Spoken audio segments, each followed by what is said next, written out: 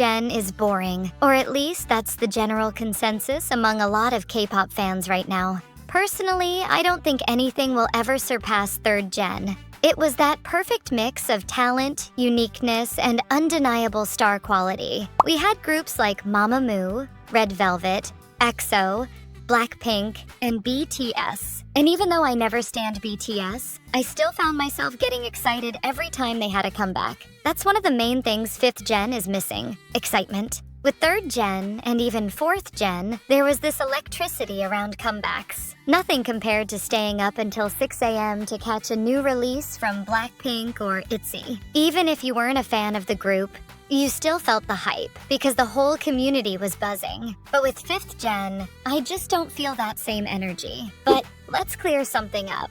Anyone who says all 5th gen music sounds the same is exaggerating. That kind of statement just isn't true. If you really think every 5th gen group is making identical music, then I'd argue you're not actually listening to K-pop in its entirety. You're probably just paying attention to the same handful of mainstream groups.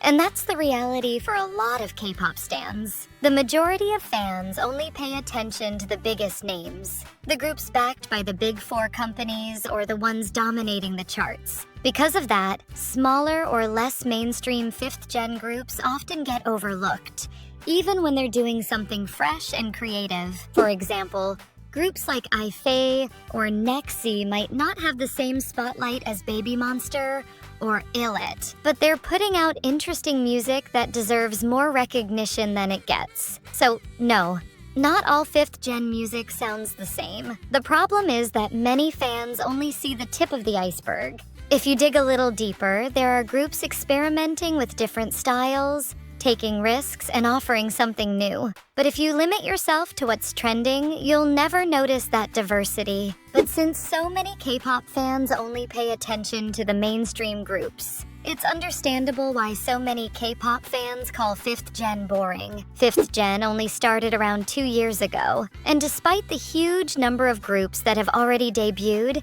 people keep saying the same thing: this generation is dull. So today, I want to dive into exactly why 5th gen doesn't stand out the way previous generations of K-pop did. I talk about star quality a lot on this channel because I genuinely believe it's one of the most important factors in a K-pop group's success. And no, it's not just about visuals. Honestly, I could care less about visuals. To me, star quality is about charisma, talent, authenticity, uniqueness, memorability, and that sense of iconic presence. It's the it factor that makes someone unforgettable. And right now, it feels like that quality is lacking in 5th gen. Yes, most 5th gen idols are objectively beautiful. But is that really enough? Think about it. When I watched my first Blackpink music video, I was instantly obsessed with Jennie and Lisa's charisma. When I saw Red Velvet's Bad Boy MV for the first time, it felt like a life-altering experience. I couldn't stop talking about it for days. That's star quality.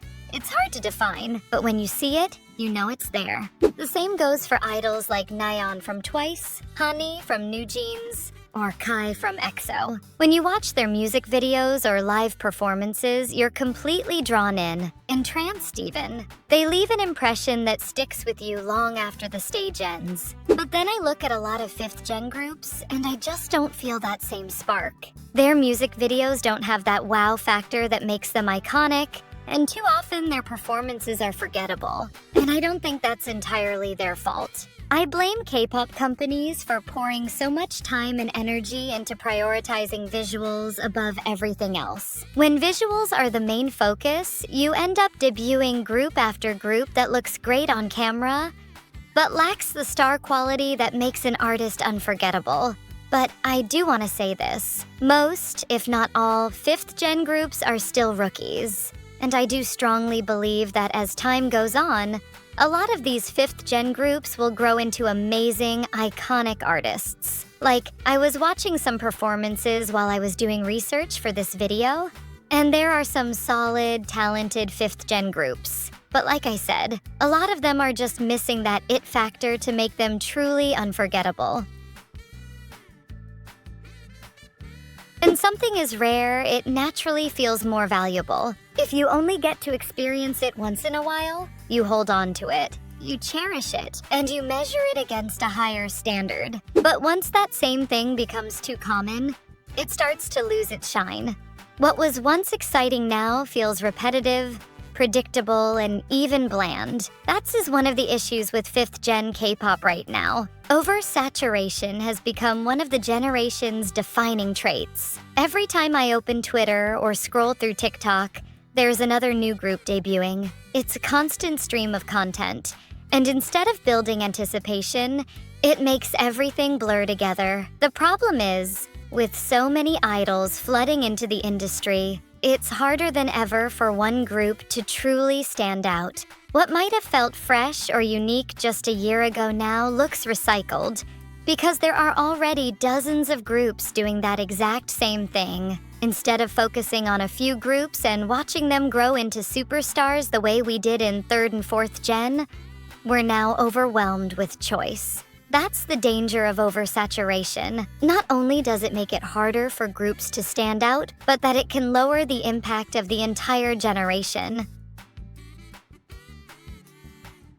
A lot of 5th gen songs just feel boring. And at the end of the day, the most important thing about any K-pop group is their music. If the music is dull or overly formulaic, I'm not gonna tune in. Why would I listen to your songs if they sound like watered-down versions of what another K-pop group has already done? Now, I get that many groups, especially the big 4 groups, will still find success thanks to their strong fan bases. But for a lot of 5th gen groups, that's where it ends. Outside of their core fandom, people aren't checking for them because the music either doesn't stand out or just isn't memorable. Of course, this doesn't apply to every 5th gen group. There are groups that put out genuinely good music, and then there are others that make what I'd call good but boring music. By that, I mean the songs are objectively well-produced and technically solid, but they're too safe. They don't take risks, and they end up sounding like diluted versions of songs we've already heard a billion times from earlier generations of K-pop. And of course, this doesn't apply to every 5th gen group. There are groups like Kiss of Life, Cortis, and Boynextdoor that have put out strong, versatile, and unique title tracks. I don't personally stream Cortis's music, but I can't deny that their singles bring a style we haven't really seen in K-pop before. It may not be completely original in the broader music world, but within K-pop, it does feel fresh. On the other hand, you have groups who have objectively good music, but their singles haven't managed to capture the general public's attention. And that's mostly because the music either plays it too safe or feels like a watered-down version of something another group has already done. But again, we have to give them the benefit of the doubt because a lot of these groups are new. Now, I want to make myself clear before anyone twists my words. 5th gen does have good music, and there are definitely some standout idols and groups worth paying attention to. And we also can't forget that this generation is still very young, barely 3 years old. It's way too early to write off the entire generation as a failure. But with that being said, I also understand why so many fans call 5th gen boring. Part of it comes down to perspective. Most K-pop fans only pay attention to the biggest, most mainstream groups. When you only look at those groups, the music can feel predictable or too safe. And that's where the boring label comes from. I even remember when 4th gen first started, people were saying the same thing, that the new groups were uninteresting or couldn't compare to their seniors. But over time, some 4th gen groups prove themselves and change people's minds. Still, if we're being honest, even 4th gen didn't hit the same highs as 3rd gen. Groups like BTS, Blackpink, EXO, and Red Velvet weren't just popular. They felt like cultural moments every time they came back. And that's hard to replicate. As the years go on, it does sometimes feel like each generation struggles more to reach that same level of impact. And this isn't me being nostalgic or biased toward older groups. It's just the reality that 3rd gen set an incredibly high bar. I honestly don't think we'll see another generation like it for a long time, and that's okay. Every era of K-pop is different, and while 5th gen may not have that same peak energy, it still has room to grow and evolve in its own way. If you like this video, give it a like and comment your opinion below. Let's get a discussion going, and I'll see you in the next one.